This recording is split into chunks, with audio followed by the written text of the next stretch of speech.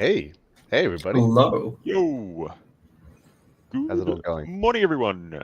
GM, everyone. GM. We are live, Jazz. We are live.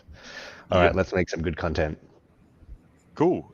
So welcome everyone. For those maybe tuning in for the first time, my name is Marty. I'm the CEO and one of the co-founders here at Lightning Forge Games. We are a blockchain and AI-powered game studio making a trio of cool games on the Avalanche blockchain. Obviously, the flagship title being Gladiator Mayhem. How are we doing today, everyone? I'll let you guys introduce yourselves as well, and we'll go from there. Sure. Good morning, good evening, good afternoon to wherever you are. Yeah, I'm Johnny, creative director at Lightning Forge Games. I'm here making really fun and cool, awesome games. Yeah, that's me. Hand it over to you, Brett. Sure, thanks, Johnny. Yeah, I'm doing pretty well, caffeinating, and yeah, just trying to get the AI to perform optimally so that way it's easier for users to use. So yeah, the team, obviously we've just gotten back from GDC, the Game Developers Conference over in San Francisco. Thankfully, we're all over convention flu and over the jet lag and all that fun stuff that usually happens when you travel internationally for stuff like this. Yeah, the only downside to being an Australian-based studio, obviously, is that the time zone can be a little rough for a lot of us, but we make it work. You guys were fine. I was absolutely wrecked after that Yeah, one you week. got wrecked this Yeah. time. I know, when was it? End of 2023, we came back from Vegas for AWS Summit, and that was the one that just got me completely. Like I was just out of action for days. I missed half of our Christmas party that year because I just went home and just slept. It was crazy. I got back and I thought I was fine, and then I just started crashing the day after, and then I was out of it. Fever dreams. Yeah. Conflu is not fun.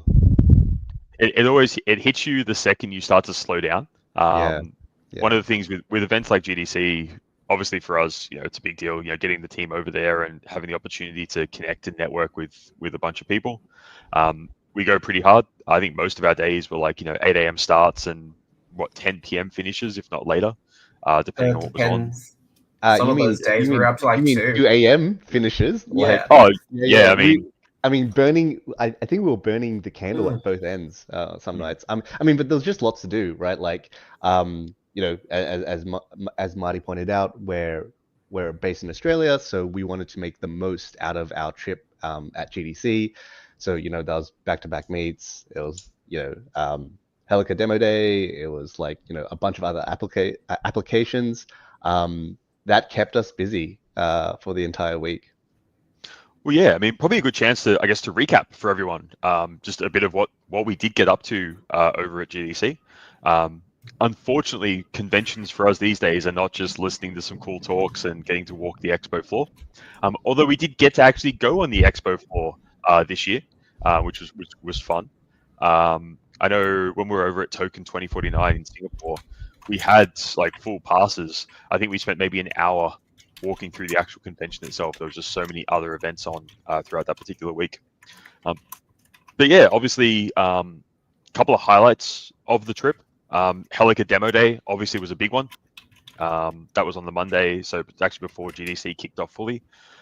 Being able to, head over there as part of the Helica Accelerator, show off what we're building. That was our first public playtest for Gladiator Mayhem. That actual build is running on that side behind me right now as we speak. Yes, it's not a green screen. I've actually, upgraded in the process of upgrading the office there a little bit. And getting a lot of really interesting feedback from both people looking at the game for the first time and picking it up and getting their hands on it, but also talking to people about what we're building with LFG agents. And obviously, Brett, great to have you on this ForgeChat as well as our head of AI. Did you want to maybe just do a very brief overview of what LFG agents are and why our community should be really excited about it? Sure. So a lot of games, when they're trying to fill slots, they use bots. Bots is like a Goldilocks problem. If they're too easy, no one wants to play with them or against them, they just stomp them. Too hard, you got the other side of the coin where it can 360 no scope and see through walls and shoot a player before they've got a chance to get anything back, like any kind of counterplay. that's too hard. So it's just not a good feeling to face bots. So LFG agents, they're basically trained off humans. So that's good and bad. So if you have a habit of camping a spawn point, they're going to do that. If you like to teabag people after you kill them, the bots will learn that. They adopt all your mannerisms for good or for worse. So if you're a bit cocky and you think you can camp a med pack and not actually take it, well, they're going to make the same kind of mistakes you will. So they're not perfect, but they're more human. Yeah, being able to have LFG agents, trained, to play not perfectly, as you said, but play as close to how a human, or I guess more than that, a specific human would play, because we will be training them on each individual player. Everyone who plays Gladiator Mayhem will get to own their own LFG agents, which is really cool.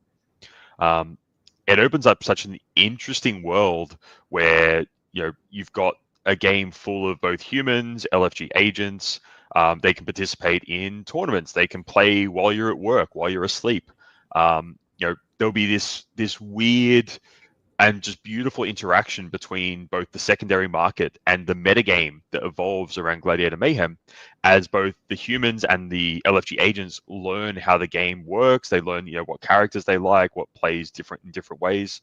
I think it's as we said, at GDC, and as we've been saying, all over this, as we've been talking about what we're building, we see this as a new genre of gaming. That being LFG, LFG agents empower what we call AFK and play, where you get to play the game and be the hero yourself, or you get to sort of control your army of LFG agents, and you're more, I guess, the football coach. Both of which feel like really interesting possibilities.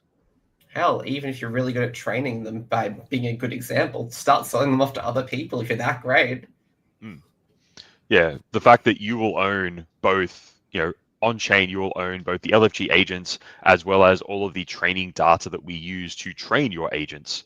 As I said, opens up just a really interesting world of possibilities there, which would be really cool. So we had Helica Demo Day. Obviously, we had the main GDC convention. We had Avalanche themselves had a cool event at a bar / bowling alley sort of thing. So it was really great to connect with a lot of people in the Avalanche space. As always, shout out to Coop and Parker and everyone over there on the AVAX team. Got to play a bit of Off the Grid while we were there as well. Which always fun to be able to do that. Definitely one of the games I'm very much looking forward to seeing how that can innovate and disrupt the GameFi space. God, what am I forgetting? It's all a blur. The Gag Me event.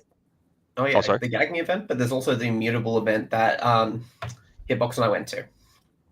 Yeah, I'll be honest. I ordered myself some burgers and slept through that one. That was I think the Wednesday or the Thursday night, and I was done by that point. I needed to chill for a bit and catch my second wind. How was that event? It was really good. Busy, catching up with a lot of people, seeing less games there, more networking, but it was good seeing names to faces where you've chatted with them on Telegram, you've had a good back and forth, but then seeing them in the flesh was a bit different. So it's kind of good to make that face-to-face connection. What about you, Johnny? I think you remember more than me. I remember just drinks, and more drinks.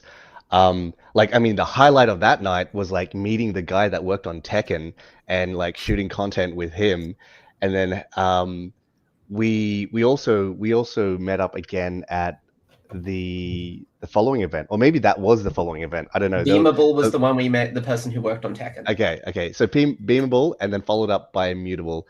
Tekken guy was there as well, which was cool as fuck. I played a lot of Tekken as a kid, so that was fun to meet that guy. But yeah, I thought it was just really great to be able to say, hang out with the guys from Beam, hang out with the guys from Seedon. It was just a great time to just reconnect with fellow industry folks. It's interesting that talking about games like Tekken and stuff like that. One of the initial games I always think about when I think about LFG agents is actually the first Mortal Kombat game, because that game literally cheats as far as their bots are concerned. They don't have to do the same inputs as a human would have to do. So if you learn the game playing against humans, you start to learn things. If Raiden starts walking backwards, he can sort of leap forward at any time with his like dive forward. Whereas the bots, because they don't have to input the same input commands as what humans do, they just get to say, I want to use this special ability. They're faster, and you have zero chance to respond to it with this in the same way you would against a human player. So yeah, like fighting games especially are a really great example of where LFG agents, because they by design they are not allowed or not able to break the rules of the game. They have to follow the same rules that humans do. It just creates that much better experience, which is really cool. Yeah, with that Mortal Kombat example, they were cheated really hardcore too. Like, for example, you're doing an attack, so midway through your attack, it is decided to retroactively do an uppercut to dodge and counter you with Mortal Kombat. And then StarCraft, they're giving them more resources artificially because they can't keep pace with some people who can do some insane actions per minute. So, like, yeah, bots, bad taste. Whereas, yeah, I mean, the StarCraft example, and I mean, a lot of like RTS games or like strategy games do something very similar. Like I know bots in Civilization, they're smarter, but they get more resources, they get more like better positioning on the map and stuff like that. Whereas again, LFG agents fall under the exact same rules as their human counterparts. They don't get any inherent advantages or disadvantages. You're playing against an agent that looks, feels, and games just the same as a human would. Well, this is where it's interesting. When we look at an auto battler, so like an auto chess game, for example, if you use the exact same combination, you got lucky, you drafted it, you know how things are generally going to turn out. Maybe a crit here or there is not really different. Meanwhile, with an LFG agent, it's not as predictable as a bot because the bot's essentially just a behavior tree. So it's pretty much going to play out the same. Dice rolls, crits might vary a little bit, but it's going to be the same. Someone can pick up your great idea and run with it.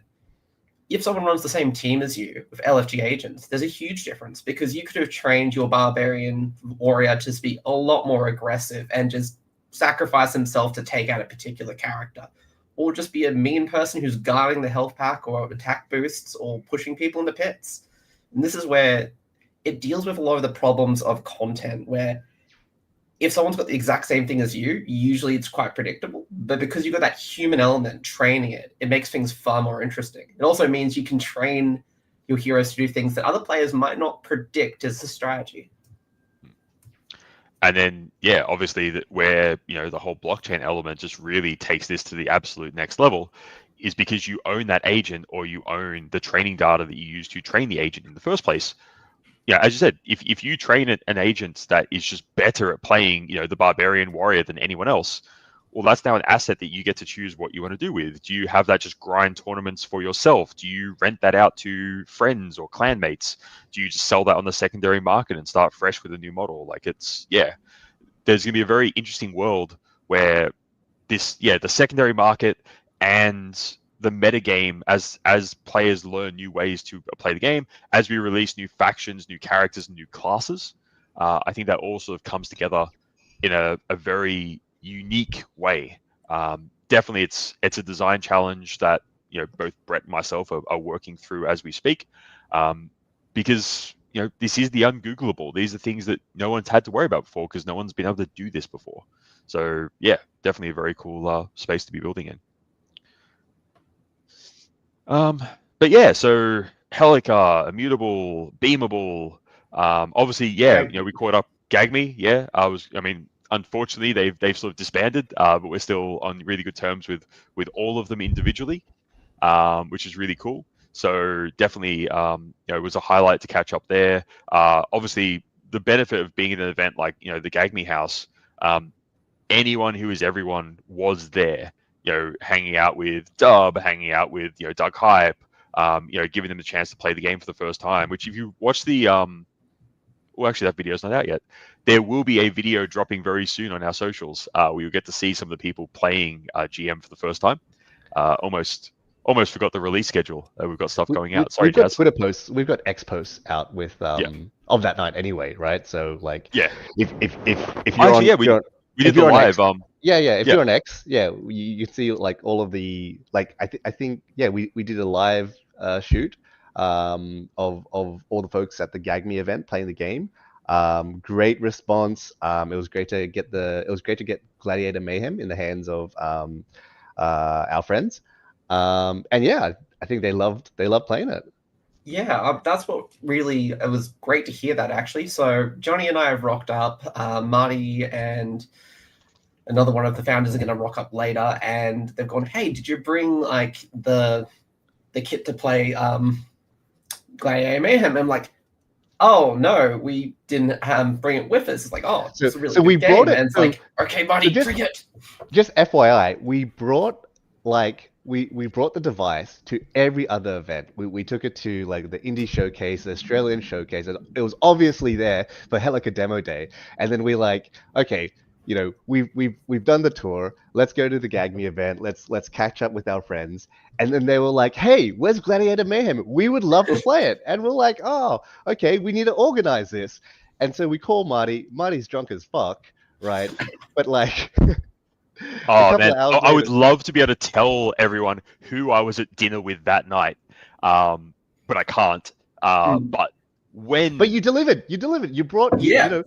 You brought Gladiator Mayhem, and we threw it up on the TV. It took us like what, an hour to get it working on the TV because there were like cables just running everywhere and yeah, the, American like, set-top boxes and cable boxes and all that. It was 20 minutes. You just guys we didn't want to kill the music while we're feeling with the cables. Yeah. You never kill music at a party. But yeah, we got it working, and I think the point at which I realized folks were having fun was when I was just getting hammered at the game. I was like, okay, cool. I'm just like, I'm officially the worst at the game, FYI. Like, you know, I love making the game. I'm just terrible at it. And yeah, when one of the folks at the Gag Me event picked it up and instantly knew how to play and like what the objective was, I was like, cool. We've made a great game here, and it's like it's clear what players need to do. So I mean, big props to, you know, design, both Business Cat and Alcatraz. That was, yeah, honestly, that was probably one of the biggest takeaways from the week we had in San Francisco. Obviously, you know, we had a dedicated couch co-op build ready to go. We just had a bunch of PlayStation 5 controllers, and most of the time we could just walk up to someone, hand them a controller, and they understood how to play the game. You know, the controls felt very smooth and intuitive. We did get a lot of great feedback on like small things that we're tweaking as we speak. And we may even drop some alpha about that later in this ForgeChat. But yeah, the fact that, you know, we definitely ticked that box where the goal was to create what we call a hybrid casual experience, where, you know, it's easy to get into, it's very snackable, you can just pick it up and go. You know, the games are nice and quick, so, you know, you can get in and play a bunch of matches or just play one and you know, do something else. Yeah, just absolutely design, you know, has killed it when it comes to GM. So yeah, that's been really cool.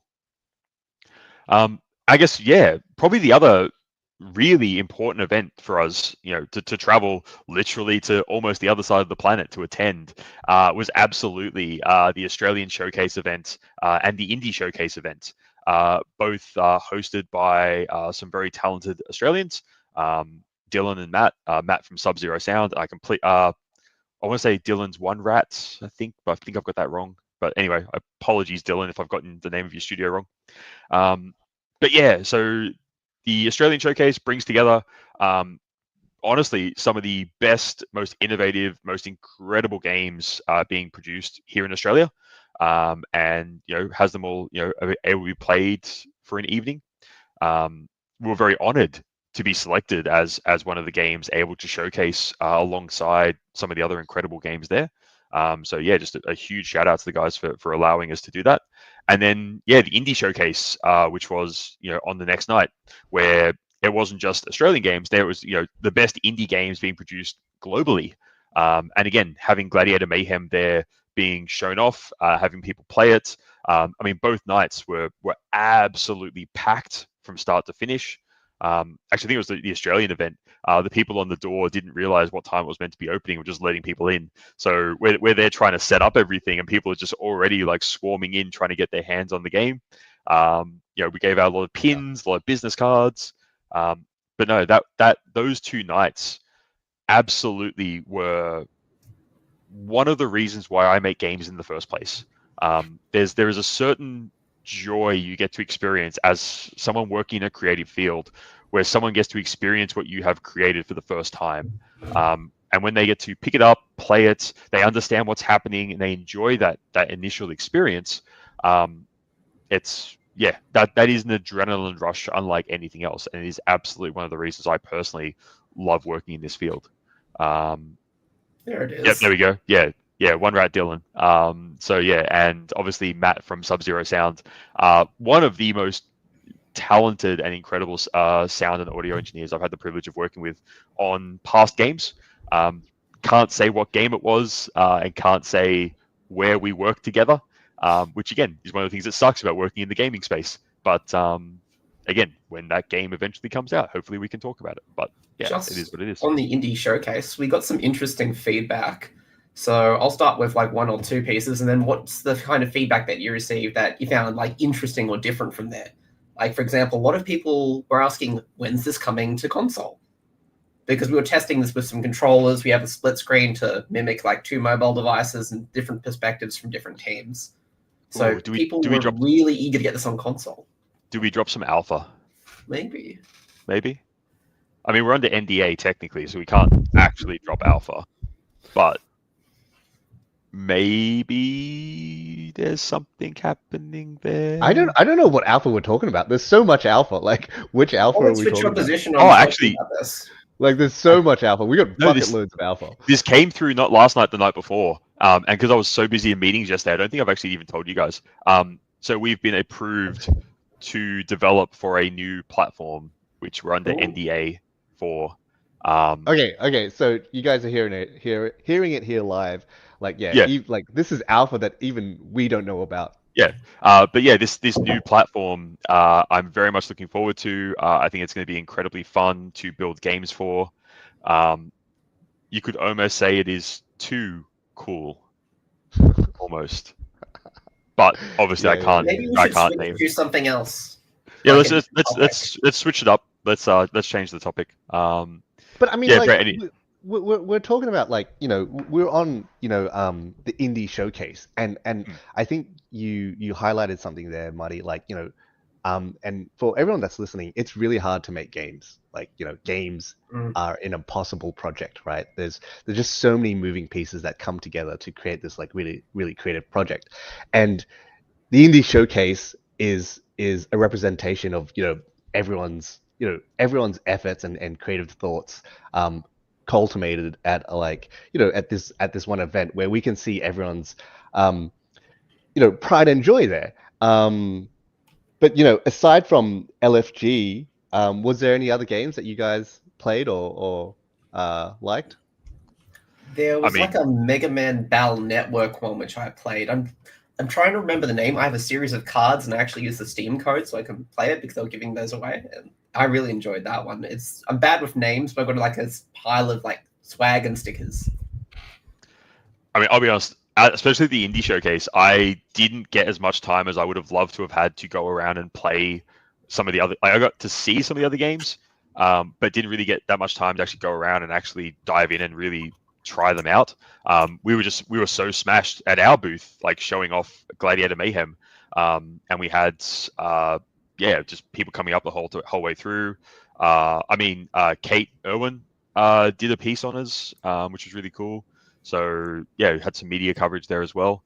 But yeah, I mean, that's just generally speaking, when you're at these events and you're actually showcasing something, it is just insanely busy from start to finish because you've got such a cool thing that we're showing off. But yeah, I think overall the feedback was incredible.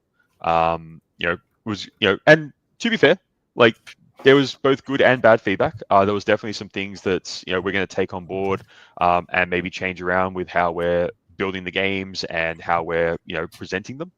But yeah, overall, for a game that is still very, very early in development, definitely outside of the GameFi space and potentially even outside of the indie space, games just don't get shown as early as what we have shown. Well, 2 games now, both Little GTFO and Gladiator Mayhem. So yeah, to have players really respond, really understand what we're driving for, and enjoy those experiences, I think is absolutely incredible. And yeah, having the opportunity to show them off, at an event such as GDC is for such a young studio as ours, I think is a once in a lifetime experience. So absolutely feel very very blessed to have had that opportunity. All right, I found some of the cards. So just very briefly, Wax Hard. It was a 3D puzzle platformer game. It was really good. You're about kind of shining your light and hide. So basically, you're running around with a light source, and then you're choosing to expand it to reveal things or shrink it to try to self-pass things. But it's also keeping you alive. So if you do that for long enough, you kind of pass out.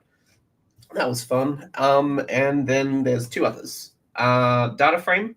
It's a mech game. It is a top-down view. You're controlling a mech in an arena. That mechs are fun. And lastly, I've got to work out the name of this one. Might give it to Jazz later to put somewhere. Yeah, it was basically like a cross between One Step to Eden and Mega Man Battle Network. So it was really good seeing that in the indie space. Yeah, like I said, I mean GDC, especially this year, there was a bit of a subdued atmosphere. But well, I mean, the show floor was empty, right? Relative to what GDC was like, a couple of years ago. And you could speak to this because you've been at GDC like 3 years in a row. So yeah, like this year it seemed relatively dead. Although having said that, GDC did come out and say that their actual attendance numbers this year were the same as last year, which I thought was very interesting. It definitely didn't feel that way, especially as a lot more meetings and such, a lot more business happens at GDC outside of the actual main convention itself. If you ever have to, go to the lobby at the W or things like that, like a lot of important stuff happens there. But yeah, definitely. I mean, Brett, I know you spent a bit of time on the actual expo floor. How was that? So this was my first time to GDC. So this is my first exposure. I don't have the same experience as you two, seeing like a flush convention floor of this scale. Looks like Australian events are usually a lot smaller than some other industry events. What I saw was a common theme. So you had indies trying interesting things. There was a game where you're basically using chopsticks to eat out of a bowl, and that looked pretty fun. Some other wild ones there. But then there was the AI side of things. And this is where the AI got a bit sameish really quickly. So first off, no one is doing what we're doing. Just that on the table. They kind of fell into some common buckets. So AI mesh and text generation. From a single image, generate this. Only there's some issues with that, where when you generate the image, the texture looks a bit low res and stretched. And I'll let Johnny touch on what you felt of some of like what the mesh quality was. This is like early days for this kind of thing, though. What you I mean, so if we're talking about like the bunch of AI booths that we saw there doing like 3D generative, AI 3D generative assets, like first of all, I think it's just super impressive that one, we can generate 3D assets that look good and great and have proper volumes. Like I've expressed this to you a number of times. Like it's so impressive that yes we have 2D generative art, but now that we're like kind of in this 3D space and it kind of works, I'm like, wow, that's like I'm blown away. Now, are these assets ready for production? Hell no, right? Like these are super dense meshes. You wouldn't want them. You wouldn't want to use them in game or in film. Yes, there are ways to optimize these assets, but yeah, like they're far from being production friendly. Now, this is the worst it's ever going to get. Like I just assume that 3D like AI 3D generative assets will just get better. The volumes will get better. The production use cases will become evident. Like it's only going to get better from here. But yeah, like to your point, Brett. Like I think that was the key theme of GDC. It was like, what is AI building and motion capture. Like motion cap is Yeah, a that's is an another old one. tech, but like yeah, there was a Yeah, bunch of booze there. applying a bunch of control nets on it. It's like depth map, so you can see like the shape of objects, and then some other things where it's like capturing where the joints are, and it's just a fancier motion cap, which is, as you said, been done to death earlier. Yeah. Let's see. AI coaching was an interesting one. So it's an AI that watches your screen and then comments on it, and either tries to help you with quests or does like a running commentary. I'm not so sure about who that one's for. Like, is the game studio paying for that and then hosting some GPU constantly spinning up for you to have a commentator, or is a player supposed to pay a fee for that to happen there? So cool tech, but who's using it? Who's paying the bill? AI NPCs, this is an old one. This is just like a language model like GPT or something hooked up and just giving dynamic lore, trying to answer questions, maybe hallucinating here or there, so it might send players off to kill a dragon that may or may not exist. And yeah, the last one I saw was AI targeted marketing. So this is more industry side, not for users. It's how to target users better for sales and stuff. No one was actually looking at AI that was impacting gameplay, where the players were having an input or training it. Everyone was more doing it around workflows and the production side of things. So yeah, that's what I found really interesting. No one was touching what we were doing. So yay us. You're early. Yeah, that's probably the big thing. Is like, yeah, like there's plenty of teams using AI in a variety of different ways. I really do think what we're building with LFG agents is taking it to that next level, where it is really a way that's, both from our background across gaming, across AI and blockchain. I think our team in particular is in a very unique position to be able to build, deploy, and scale, what we're talking about here with LFG agents in a way that I don't think many other teams would have the technical or design capabilities to do. So yeah, definitely. And I know that was the question that was popping up a bit in our Discord.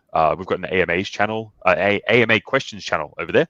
So if you ever do want to ask us questions for future Forge chats, definitely feel free to go over and throw them up there. And the question was basically like, would we let people use other AI platforms within our games?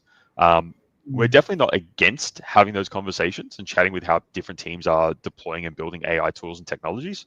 But it would need to be at a standard comparable to what we are delivering with LFG agents. Otherwise, the experience is just going to be suboptimal compared to what we already have. So yeah, it's not that we would be against it. It's more they would need to show us that what they are doing actually would enhance our player experience. And at the moment, at least, I don't think we've really seen anyone executing on that. But yeah, I mean, overall, GDC, it's definitely a highlight of the year for myself. And especially as a young studio, it was great to actually attend, show off what we're doing. There were some meetings that we're deliberately not talking about. There's some things that we're working on in the background that as much as we try and be open and transparent with our community as much as possible, there are some things that we need to sort of play close to the chest. Just whether that be opportunities or just partnerships we're pursuing and stuff like that until things are lined up, similar to how we didn't announce the deal with Avalanche until it was all signed, because we want to make sure that when we do announce it, it's done in the right way. But I mean, speaking of that, I guess there's probably a little bit more alpha we can drop there, Brett. Yeah, where do you want to start on that? Do you want to talk about things that people can get a hold of through AVAX in some way or another? I mean, that, or maybe potentially what's coming up next month. Right. Yeah, there's just this get together, AVAX Summit. We're going to be there, and there's going to be another iteration of the build. And yeah, do you want to go further on that, or about the build, people accessing it? I think we can definitely talk about what the plan is, with the asterisk at the end of this is a work in progress plan. Things may change. That's the nature of game development. I think Johnny, I think you were alluding to earlier. So yeah, obviously, some of the LFG team will be at AVAC Summit over in London. That's coming up towards the end of May. I'll actually be there as a speaker, talking on a panel, talking about applications of AI in gaming. So, yeah, I would like to think we're in a good position to discuss that. Obviously, we will have our couch co-op build there ready to go for people that want to play it in that more casual, controller-based setting. But we should also have what we're calling internally Gameplay Test 0, which will be a publicly playable version of Gladiator Mayhem that people will be able to access through Test Flight, Google Play Alpha. We won't be opening the doors to everyone just yet. We'll definitely be starting off potentially for Cohort 0, potentially for people who own a Forge Essence. Hey, maybe there's some utility behind this random free mint that we dropped last week or the week before, whenever that was. So yeah, definitely keen to start getting people's hands on the game. At the moment, Gameplay Test 0 will be a single player or an offline experience. This is very much focused on, is the game fun? Does the game play well? Does it crash? And how's the balance? How the different characters feel? Stuff like that. And then Gameplay Test 1, which will be following that up relatively quickly afterwards, will be the first build that has full online multiplayer, matchmaking, all that stuff built in there as well. So yeah, for people that have been asking, when the game will be playable in some way, shape, or form, the answer is very soon, basically. So yeah, in the coming weeks, we'll have that in your hands, which is definitely excited to get that out to players and get the community to actually start giving some feedback on that. One of the great things building in the Web3 space is it can be a very collaborative ecosystem for building games and building experiences. And obviously we understand that, the quicker we can get our hands or our players, our community's hands on the game, the quicker we can get that feedback loop going, and the quicker we can make sure that we are building a really great experience for everyone. And Draz has just actually popped up in asking an AMA question, and literally one of the question was, when playable demo for the community? And there's your answer right there. So yeah, should be in the coming weeks. Outside of that, obviously, just a big thank you to everyone who jumped in and participated in the Forge Essence free mint. So that's now closed. That was obviously on Avalanche. I believe the final number was around 2,700 Forge Essence have been minted. We've already seen some people sweeping the floor in that collection, which is kind of fun. And yeah, obviously, as we just said, the first bit of utility around Forge Essence will be early access to Gladiator Mayhem, alongside like Cohort 0 and some other people that will have early access to the game. But that definitely isn't where it will stop. There's a lot of more things planned for Forge Essence moving forward. This is just, the first of many different forms of utility that we'll be assigning to that particular collection. So for everyone who, did pick up a Forge Essence, congratulations, you're early. For everyone who missed out, it's on OpenSea is the best thing I can say to you in that regard. Anything I missed there on all Forge Essence? Anything? I think that's pretty much everything. Will there be a chance for someone else to get Forge Essence later other than OpenSeas? Do we have any in our treasury? Yeah, so that's probably a good point. And you'll see this in our full tokenomics when we do release that. But every collection that we release as a studio, so that would be Forge Essence, Forge Keys, Hero Collection, stuff like that. 10% of the max supply of each of those collections will be minted to a public-facing treasury wallet. So again, if you have a look at the collection right now on OpenSea, you'll see that we do have a wallet that has 10% of the total supply. That will be used. That's not reward. That's not allocated to the studio. That is still a community allocation, but we will be using it for prizes, giveaways, and other incentives. So again, keep your eye on all of our socials, Discord, Twitter, Telegram. We may even do a giveaway very, very soon, depending on which platform you're happening to be watching this on. All right. Did you want to talk about the stuff with Playful? Not yet. Got it. Sorry, Well- that's just like a hint of something to come, I guess. Yeah, Jazz, let's cut that bit out. Yeah, there's obviously things that were discussed at GDC that aren't public yet. Some of which we will be talking about probably on the next ForgeChat very, very soon.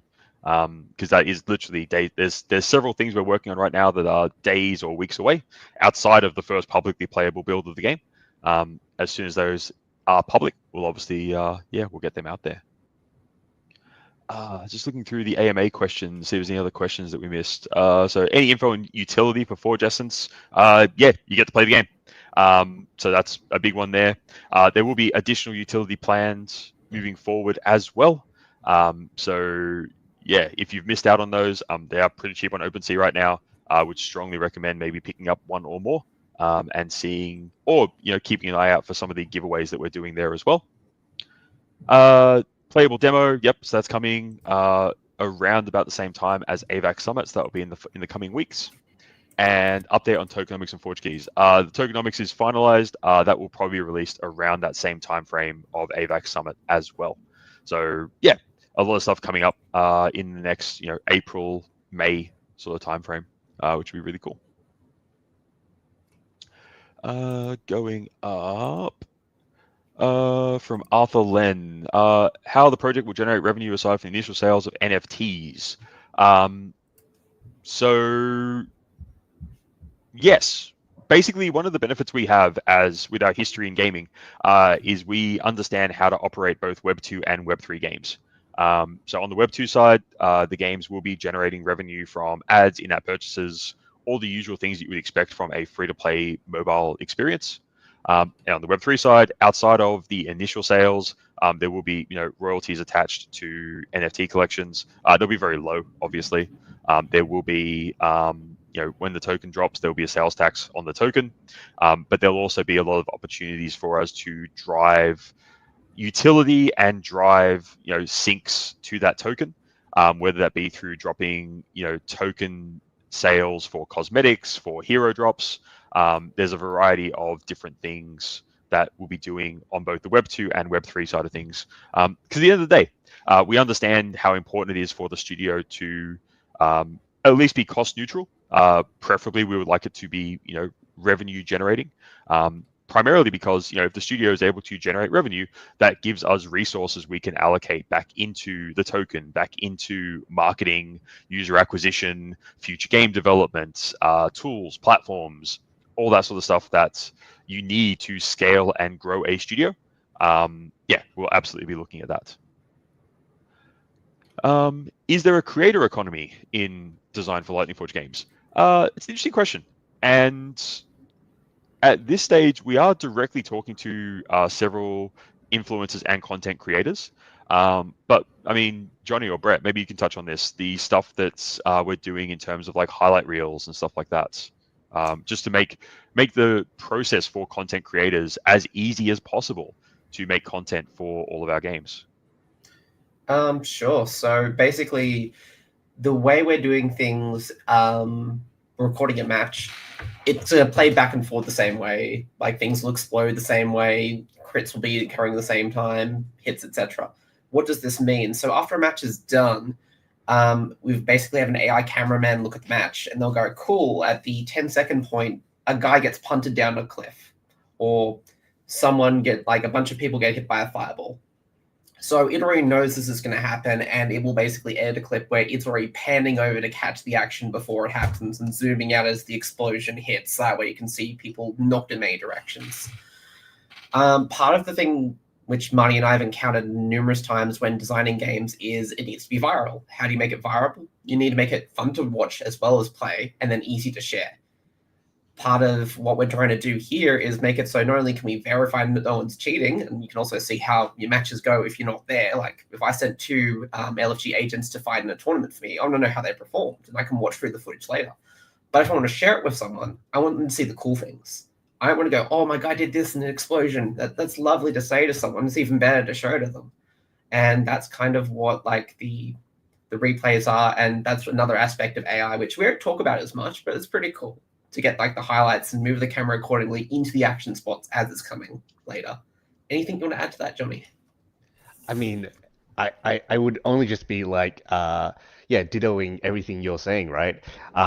Because the way we've built Gladiator Mayhem, with our deterministic game engine, we can go in and capture all of the highlights of the match, right? Like, so we can zoom in right into your character, your character fully dressed up in the cosmetics that you've dressed it up with, and we can instantly capture a highlight reel that we can post on all of your socials, right?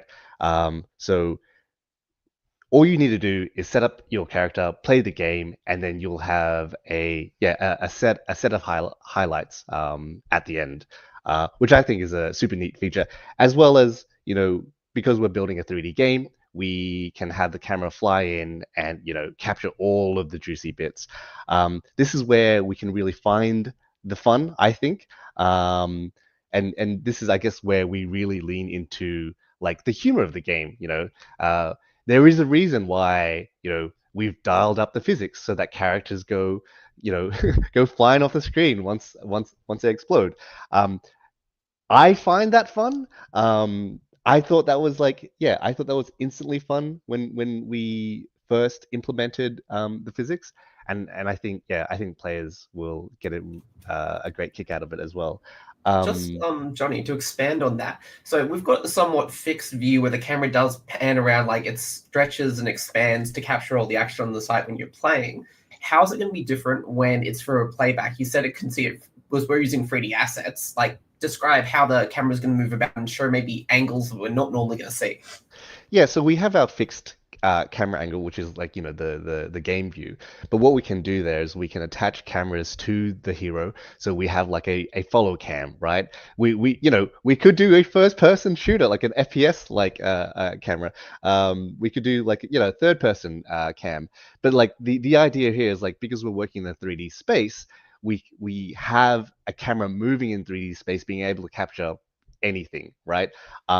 And the focus will be on the heroes, and we can we can look at the at the KOs, right? Like, that's always going to be a fun part to watch, especially because like that's when the heroes go flying off screen.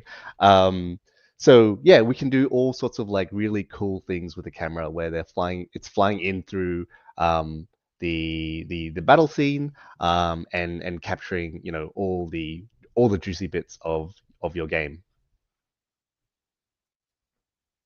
Yeah, and again,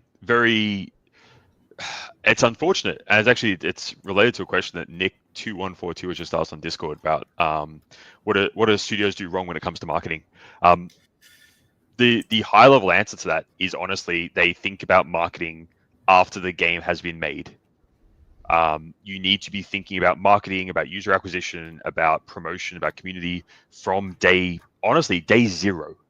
One of the things we've said with LFG from day one, I think even before the studio was even called Lightning Forge Games, back when it was literally just an idea that the three of us had, and the other two co-founders as well, obviously, not to discount their efforts, was that we needed to build an MVP, a minimum viable product, and an MVC, a minimum viable community. You can make the best game in the world, but if no one knows about it, it doesn't matter that you have made the best game in the world. Nick, to answer your question directly, so many game studios are great at making games, and then they actually leave the success or failure of their game basically to luck.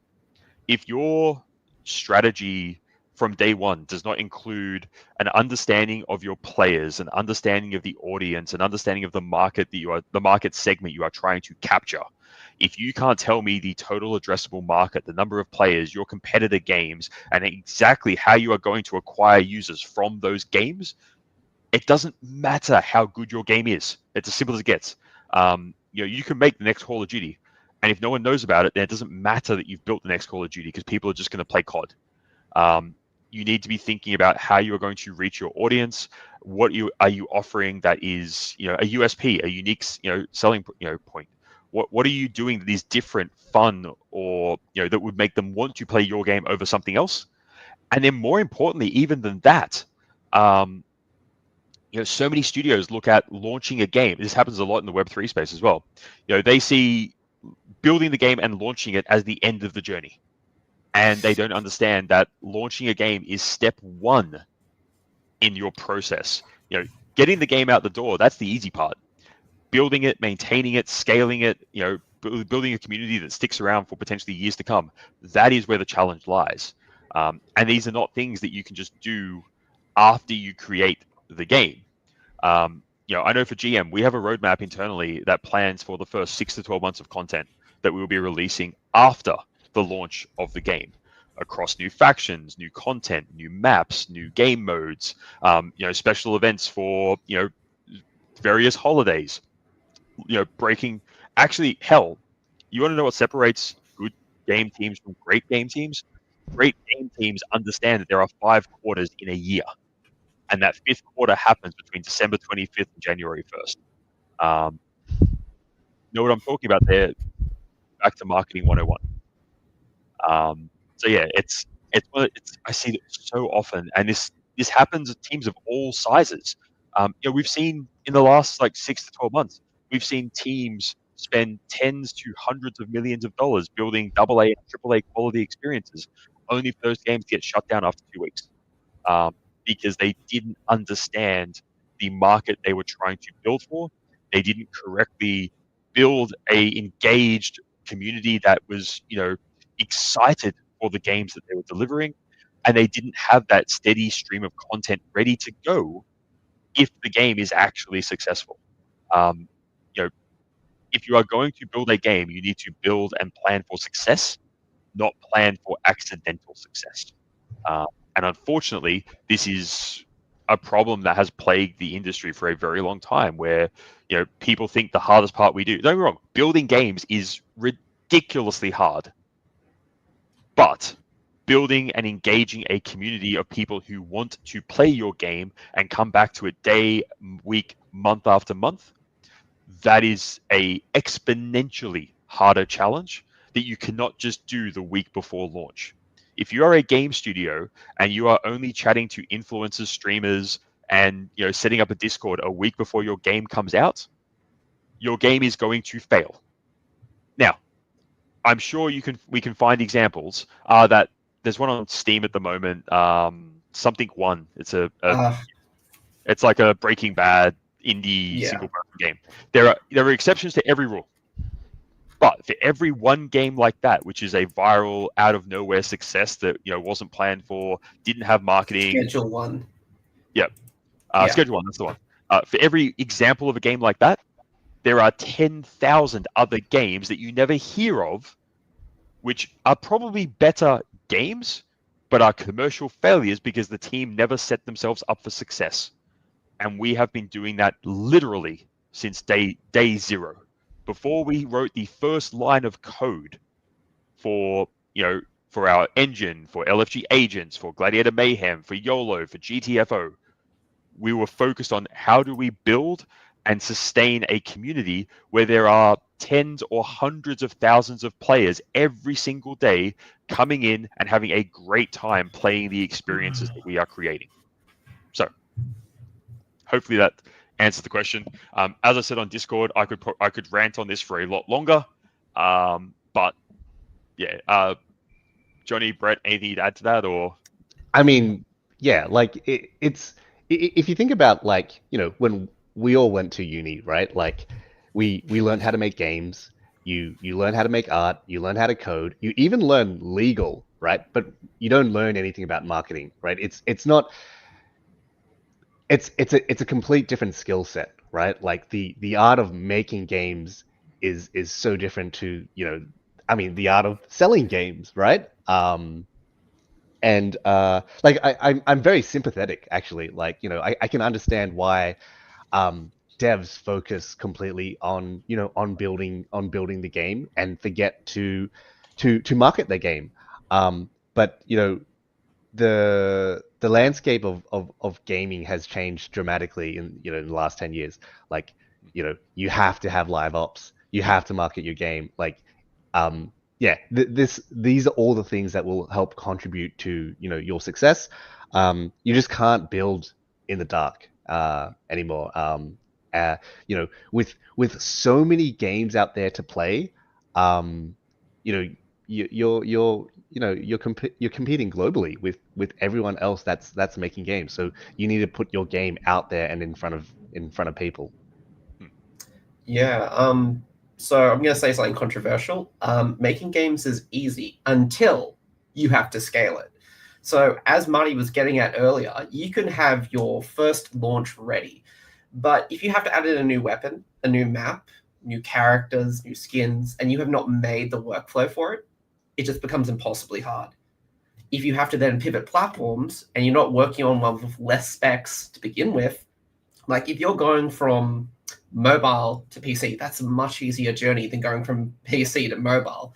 Mobiles are just not the same power-wise, interface-wise. There's a lot of decisions you kind of need to work out pretty early on, and to pivot midway or just after release is really hard. So your team has managed to make a game, they've made something fun, they get it out the door, people love it. 2 weeks later, you haven't got anything new. 4 weeks later, still nothing new. Your audience is falling off. You're losing your player base. You don't have people playing the game anymore. You try to add new content, new weapons, new characters, things like that, but you didn't set up the framework for it. So by the time you get something new, you're long and gone and forgotten. And that's if people noticed you in the first place.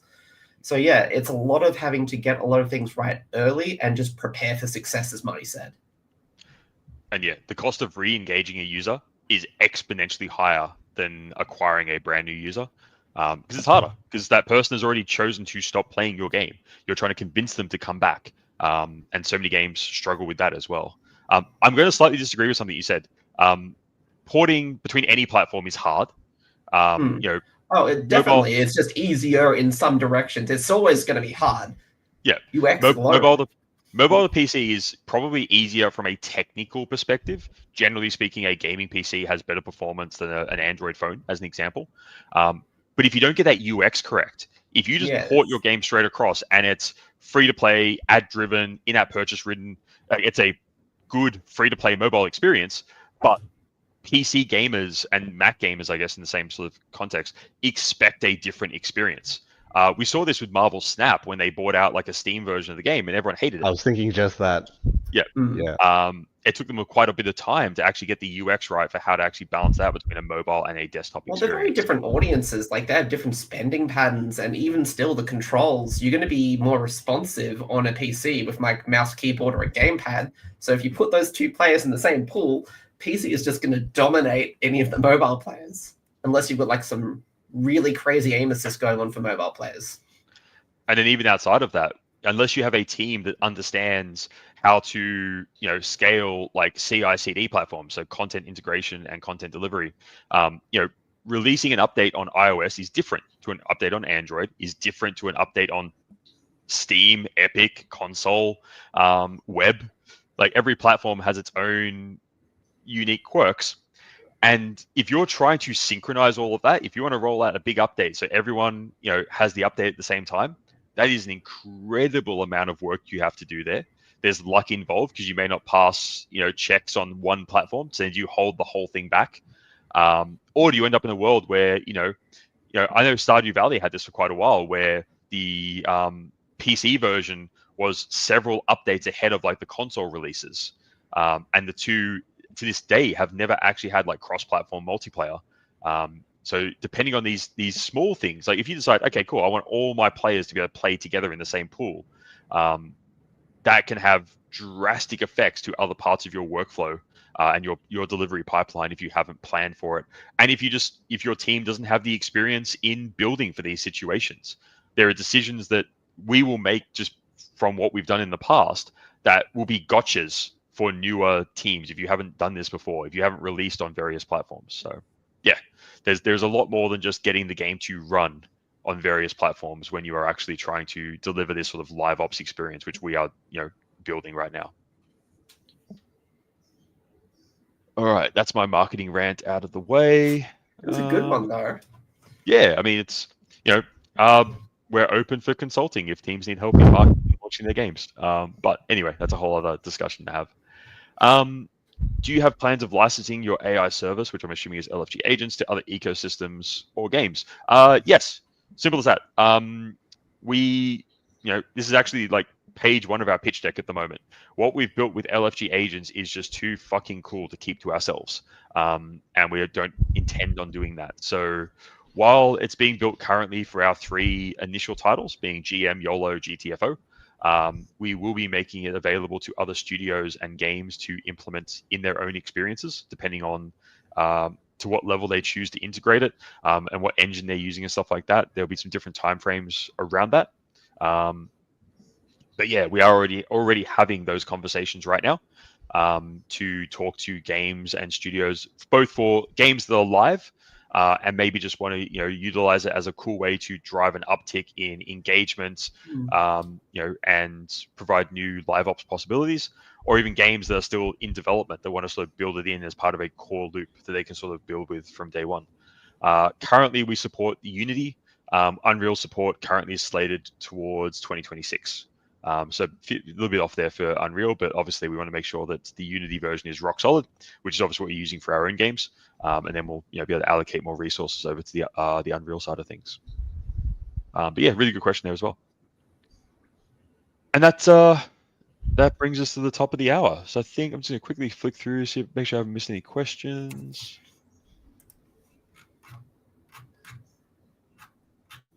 Oh, looks like pretty much it. So yeah, I guess overall, had a really great time at GDC, showing off Gladiator Mayhem. We'll be at AVAX Summit coming up in London in May, where you'll be able to get your hands on the game again if you're there in person, or join one of the early, like the Gameplay Test Zero playtest. And yeah, anything either of you guys want to add to that, or we're pretty much good to go from there? I think that covers everything, right? Like Yeah. the GDC, just the update on GDC, what we're doing with LFG agents, the team at AVAX Summit in a couple of months. And by the way, if you thought the jet lag was bad at GDC, I think it's going to be worse in London. That is more opposite than us than the US. I think that's everything. That's all we can talk about. I don't want to say more things. I've already given too much. I mean, there's alpha that I don't know about, so yeah. Yeah, there's lots of things coming up, but stay tuned to all our socials. Follow us on Twitter, Discord, Telegram. We generally try to drop different bits of alpha on different platforms from time to time. So yeah, keep an eye out. And as we say at our studio, LFG. LFG. LFG. Thanks for tuning in, everyone. Have a great day.